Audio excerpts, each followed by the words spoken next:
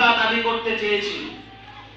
হাওয়ান বলল, তার প্রধান সহকারী পরামর্শ, সে বলল, আপনি যদি নিজে খোদা দাবি করেন আপনি এটা খাটাইতে পারবেন না। কি করতে হবে?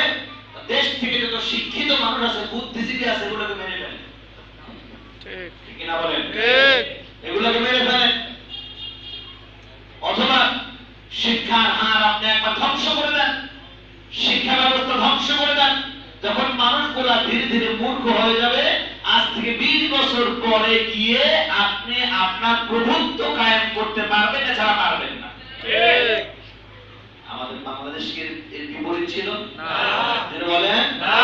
হয়তো বা কোন হামানের বুদ্ধি দিছে আল্লাহই জানে, হয়তো দাদার বুদ্ধি দিলে নিতেও পারে।